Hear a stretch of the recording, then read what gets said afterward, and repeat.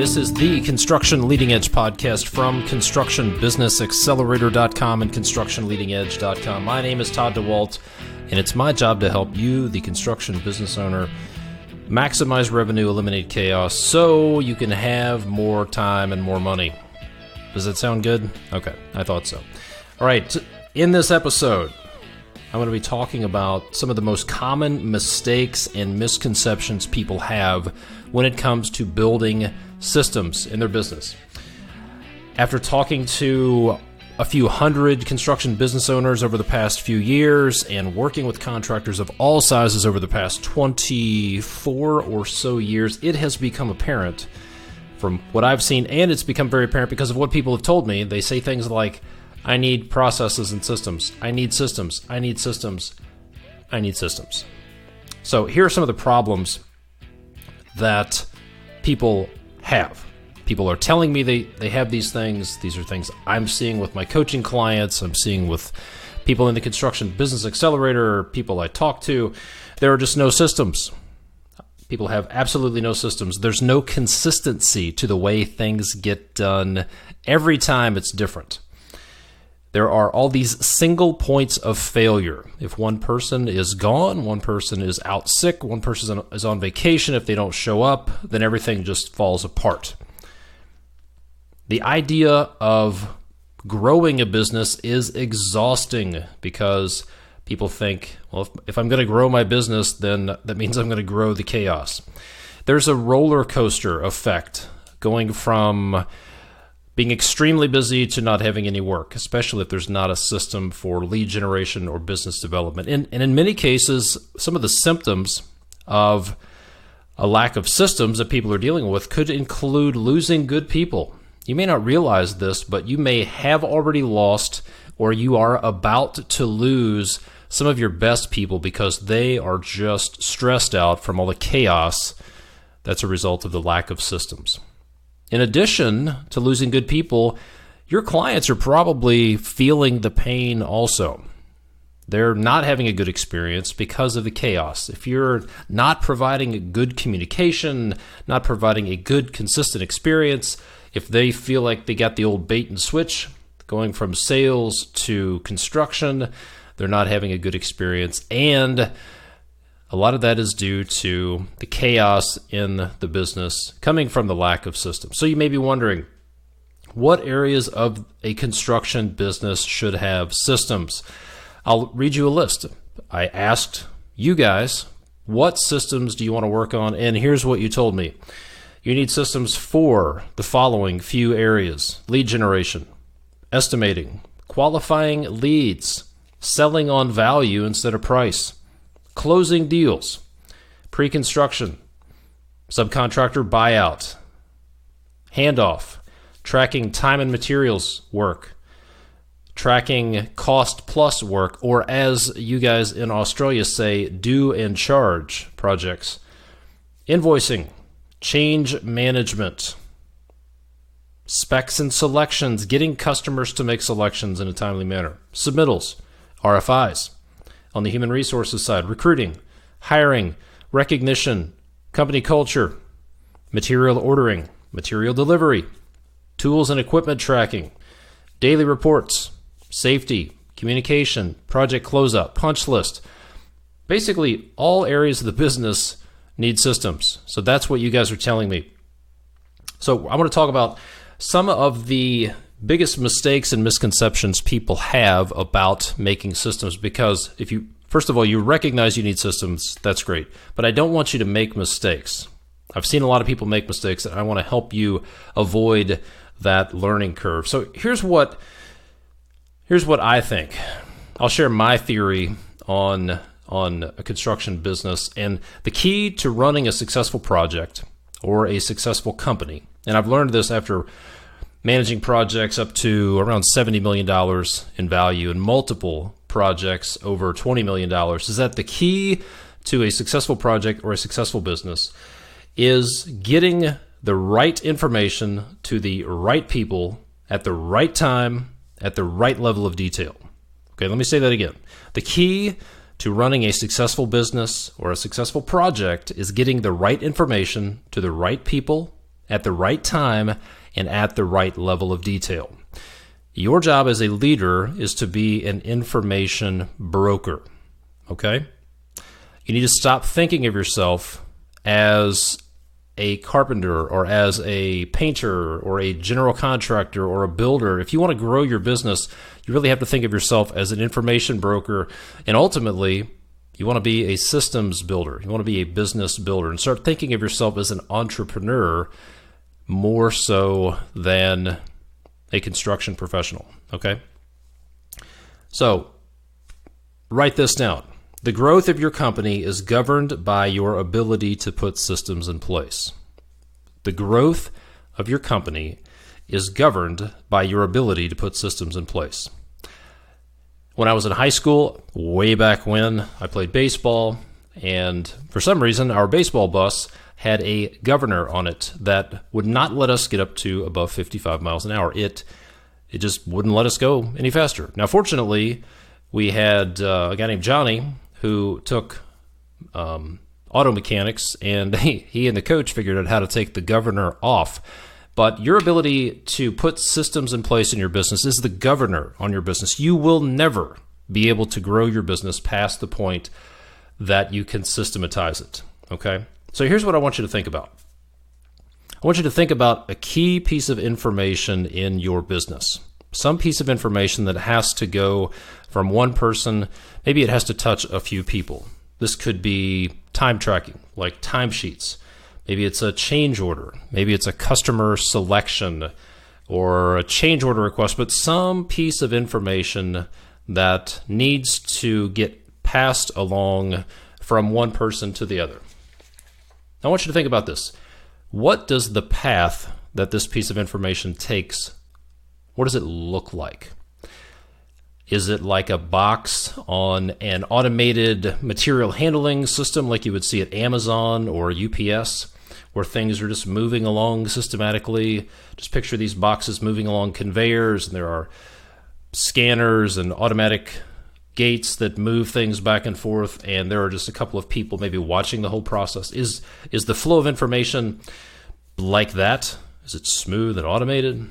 Is it more like a golf ball on a Rube Goldberg type machine? Maybe you've seen these videos where people create these systems to move a golf ball or a ping pong ball or whatever it is along this cobbled together system that's held together with duct tape and straws, and maybe there are dominoes.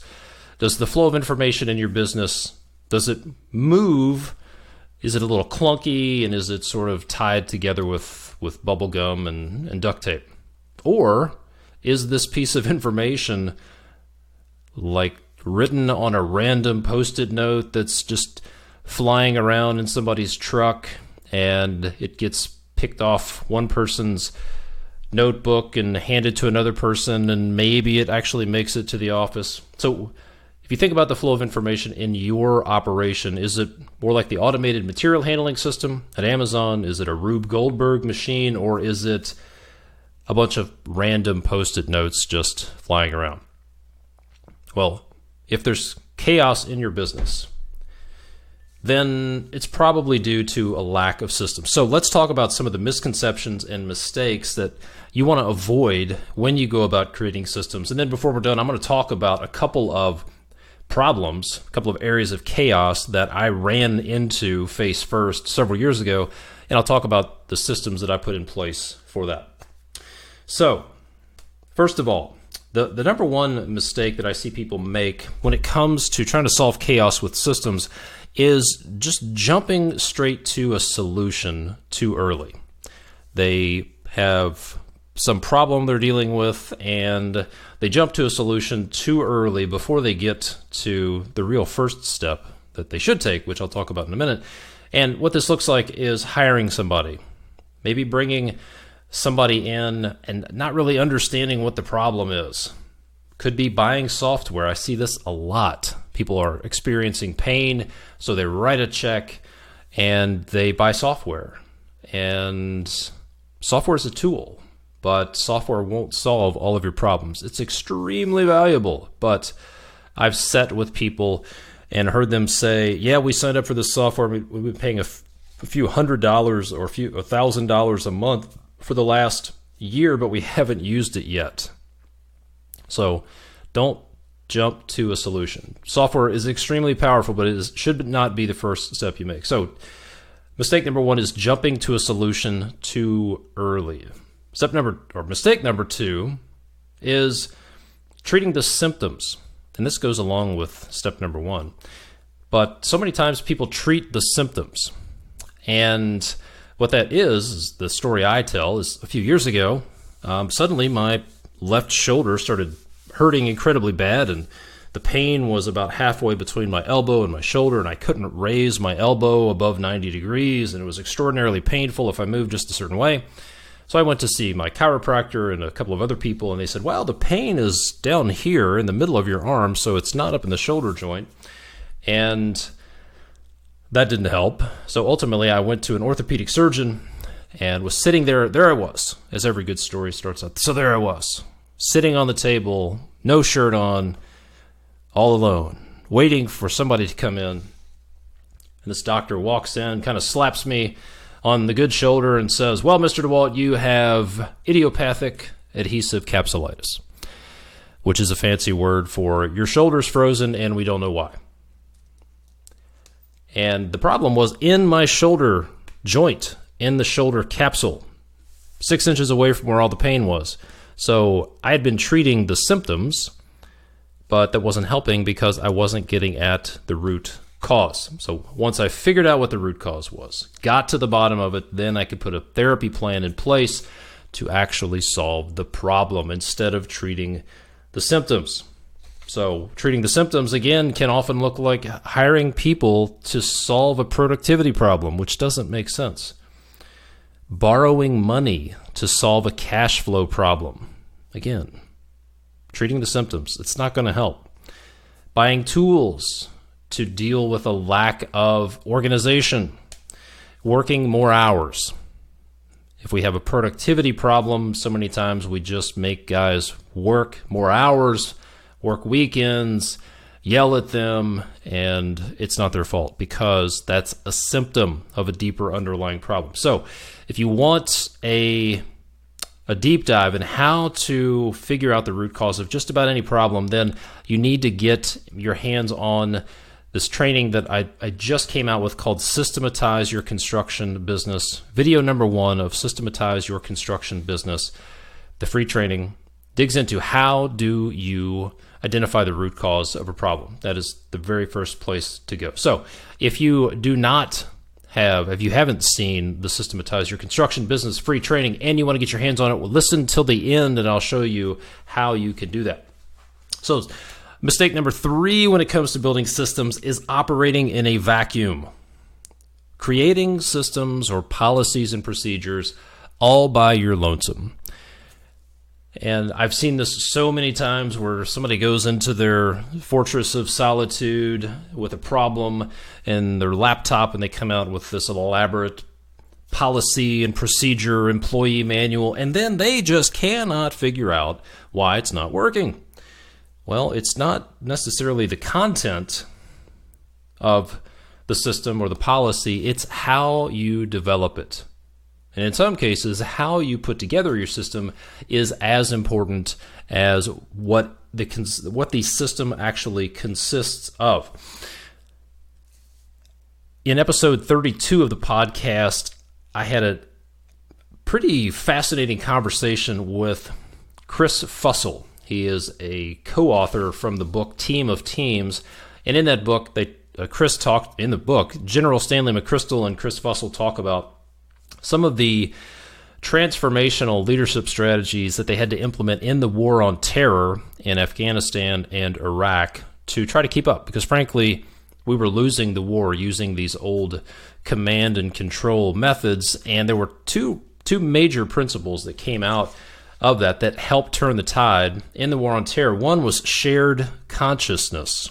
Shared consciousness, which means we want everybody to know everything. Instead of things being on a need-to-know basis, we want everybody to know everything. We're going to err on the side of making information available. And then the second one is empowered execution, which is empowering the people closest to the problem to make decisions. So mistake number 3 is creating the system in the wrong way and ignoring some of these well-understood leadership principles. I go into deep detail on how you can do this right in video number 2 of Systematize Your Construction Business. Number 4 is not following through. I've seen this so many times. Actually, I've done it. I've come up with this fantastical system that's going to solve the problem, but then I just go back to life, back to reality, back to the old grind. And it's all about implementation, right? It's not about information, it's about implementation. The half-baked, half-ass system that people will actually use and follow through with is far better than the perfect system that sits on the shelf and collects dust. Okay, so it's very important. If you're going to build a system, then make sure you've got the fortitude and the bandwidth and the mental energy to follow through. All right, and you may be thinking, enforcement's such a big deal. How am I going to force my people to use it? Well, if you go back to what I talked about in number 3, if you'll follow my advice in video number 2 about how you create the system, it's going to make enforcement a lot easier. Actually, it'll almost make the enforcement part go away. So number 4 is just not following through. All right. So if you're not going to follow through with it, don't even start, because you're losing credibility with your team. Mistake number 5 is thinking, quote, I have to invent the wheel, that you're the only person who's ever dealt with this problem, and that you have to start from scratch, and you have to go to the drawing board and completely start from a blank slate. Okay? And that is a noble position to take, but you can waste a lot of time. All right? Somebody has probably already solved this. Somebody has probably come up with a solution. Somebody has tried some of your harebrained ideas, and you don't have to invent the wheel. There are people who have come up with their own solutions that they could potentially share with you, and there are plenty of off-the-shelf solutions that you can pay for, and they are a no-brainer investment. I'm going to talk about a couple of those in just a moment. So there you go. There are 5 mistakes and misconceptions about building systems. Number 1, again, is jumping to a solution too early. Number 2 is treating the symptoms. Number 3 is operating in a vacuum. Number 4 is not following through. And number 5 is thinking that you have to invent the wheel. All right. So let me tell you about 2 problems that I ran into face first several years ago. I had been brought into a company. The guy owned a business, said, Todd, you're my ticket out of here. I want you to come run the business so I can retire. That's what he told me. And immediately I started getting phone calls from Heather, who handled accounts payable and accounts receivable, with these dreaded words. Todd, we're not going to be able to make payroll. We need to get some checks in. And that is one of the worst feelings. I dealt with that when I had my own business, and I looked forward to never having to worry about making payroll again. And lo and behold, I had walked into a situation, into this business that had a cash flow crisis. I call it cash flow crunch mode. So this is a case where people often, there's a lot of you, maybe you're listening and you're thinking, man, I've got cash flow problems. I need a system for my cash flow. And here's the thing, cash flow problems are really a symptom of deeper underlying problems. So my first step was to figure out what's the root cause, what's the real problem here. So I went through a process of digging around, looking into how things were operating, and I found out some of the root causes were pretty basic things, like we weren't getting invoices submitted on time. We were sitting on invoices. When the client had questions about an invoice, we didn't turn it around very fast, and Then when we did submit it, we missed deadlines, and then this was public work, so there were reviewing agencies and purchasing offices that had to sign off on these things, and we were not going through the invoicing gymnastics properly. So step number one that didn't cost a dime was to make damn sure that we got our invoices in on the day they were supposed to go in, that we checked with anybody that needed to approve those invoices, engineers, inspectors, whoever they were, funding agencies, that we hit all of their dates. On some projects, there were boards that had to review these things, and I made sure at the pre-construction meeting that I knew what the invoicing gymnastics were, and then I set the expectation with everybody involved that here's what we're going to do, here's what we expect you to do. Are we all on the same page here? That solved a lot of the problems. Some of the other cash flow symptoms, the reasons behind our cash flow crunch were we just weren't billing for the work that we were doing. We were doing unsolicited philanthropy, as I call it. We were doing charity work. Our clients would have been happy to pay us, but we weren't tracking information. We were doing work, and we were handling information a lot like that third scenario that I talked about at the beginning, where information was passed around on basically Post-it notes and text messages, and we were just working for free. I call it ticket starvation, where work is being done, but it's not being billed for. Huge problem, and as you can imagine, that's going to lead to some cash flow problems. Tying up your manpower and resources and equipment, and you're buying materials and paying for all this stuff, and then you're not getting paid for it. Not because they won't pay you for it, but because you're not invoicing for it. So that was a big problem. So I got to a handful of root causes and solved them, and then a lot of those cash flow problems went away. And in fact, in not too long after that, we had some pretty healthy cash reserves, all because I got to the root cause of the problem, put some systems in place, and solved those problems. So cash flow, that's a huge one. I'm telling you, cash flow can be solved with good systems. Treating the symptoms of cash flow can be problematic, though. I can tell you what doesn't work, and that is borrowing money, using debt to try to solve your cash flow. If you have a chronic cash flow problem, I do not advise you to use debt. That I've done this, and this is basically what that felt like. I found myself at the bottom of a hole with a reasonable sized shovel in my hand, figuratively speaking, and then I borrowed money and basically gave myself a bigger shovel so I could continue to dig myself out of that hole. And you can't dig yourself out of a hole, all right? Debt is not the solution. A lack of cash is not the root cause of your problems if you have a cash flow problem. It could be a variety of other things, the things we already talked about. You're not invoicing right, you're not billing properly, you're not doing enough work, you're not generating enough gross profit to cover your overhead. Your productivity is an issue. There are all these other root causes of your problem. Chances are a lack of cash, a short-term lack of cash is not one of them. Therefore, debt is not a good answer. Another situation that I dealt with that was really transformational in this company was every Tuesday was a nightmare. Tuesday was payday. Everybody got their paycheck, still used paper checks at that time. And it was a nightmare because the time tracking system consisted of guys texting in their hours via text message, phone call, email, daily sheets, and there was an intern in the office named Jeremiah who probably spent 20 hours a week trying to compile this amalgamation of ridiculosity of pieces of paper to come up with timesheets, and they were still wrong. Guys were shorted.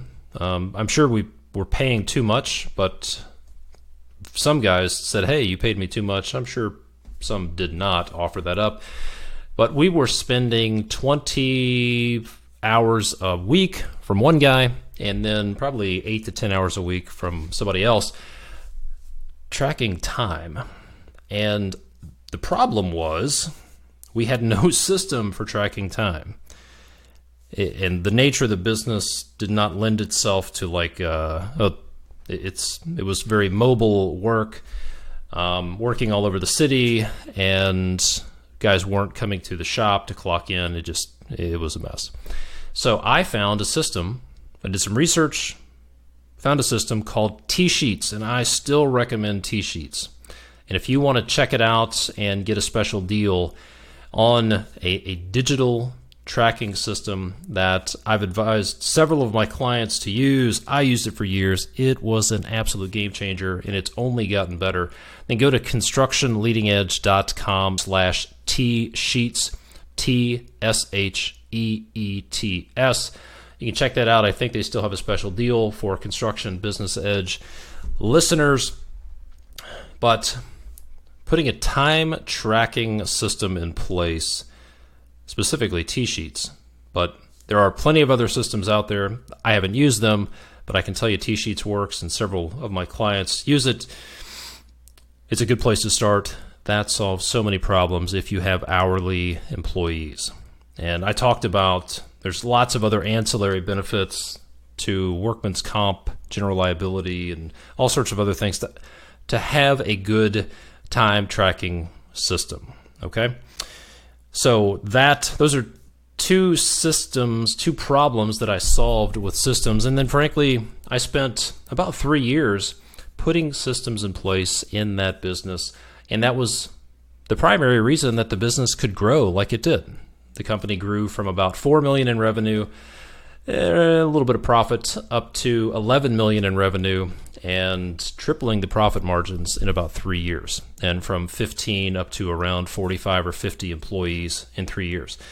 Systems were the key. As I said, the growth of a business is governed by the systems that it has. And when I got there, that business was bumping up against the ceiling of the systems that it had. It could not grow anymore. And in fact, it was at the verge of failure. It could not last much longer as it was. It had outgrown its systems, and that's a painful, very dangerous place to be.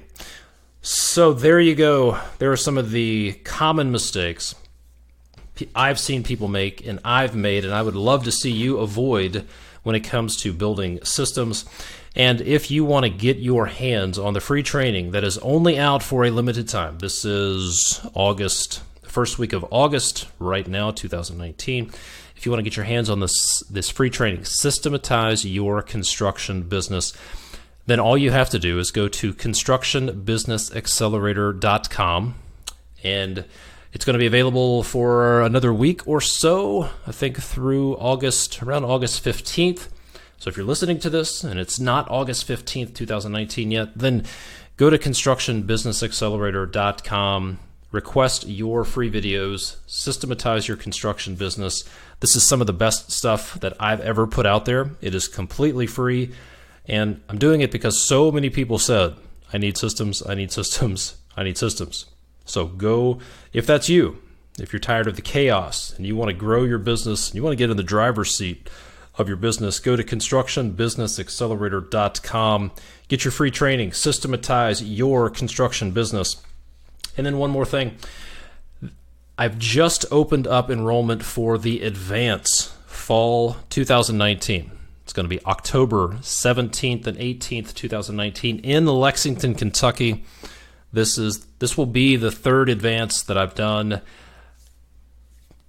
The response from the last one was so good, I had to do another one. So if you want to check that out, if you'd like to get away from your business for a couple of days and spend 2 days around a bunch of other like-minded construction business owners and find out what are they dealing with, how are they handling the things that you're dealing with. Ask questions. I mentioned one of the mistakes is thinking that you have to invent the wheel. What better way to get answers than to have dinner with or sit around the bar and talk with other construction business owners who are exactly where you're at or maybe a few years ahead of you. And they can tell you, hey, dude, this is what I did, or you can tell them your idea and they could say, here's what you're not realizing. It was amazing. So one of the most common pieces of feedback I got from the last advance was it was so encouraging. People said things like, quote, it was so encouraging to know I'm not the only one dealing with this. There are people all over the country dealing with the same thing I am, and people came as strangers and literally left as really good friends. Okay, so I can't wait. I'm excited for the next advance. If you want to check it out, right now you can get early bird pricing that will save you a bunch of money. And you can go check that out at constructionbusinessaccelerator.com/advance. ADVANCE, constructionbusinessaccelerator.com/advance. Grab your early bird spot. Get to the advance. It's one of the best things I could do for you, quite frankly. I can give you lots of great content, but one of the best things I can do is put you in a group for a couple of days of like-minded individuals. It could be transformational for you. So if you're driving, if you're on the lawnmower and you're like, I can't remember the links, I want you to remember one thing. You can send me a text to 859-667-2015. And if you want to know about the systems training, to put the word systems in the text. If you want to know about the advance, if you want the link for that, say advance in your text. But send me a text with some indication of what you'd like more information on to 859-667-2015. I'm Todd DeWalt from ConstructionLeadingEdge.com, and as always, I appreciate the ratings, the reviews. If you have gotten some value out of this podcast, then if you could do two things for me.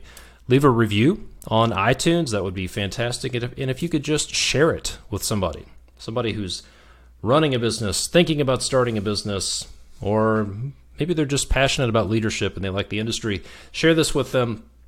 I would love to be able to get in their earbuds and help them along their journey as well. Thank you so much for listening. Make sure you get your free training at constructionbusinessaccelerator.com and check out the advance at constructionbusinessaccelerator.com/advance. Talk to you next time. Bye-bye.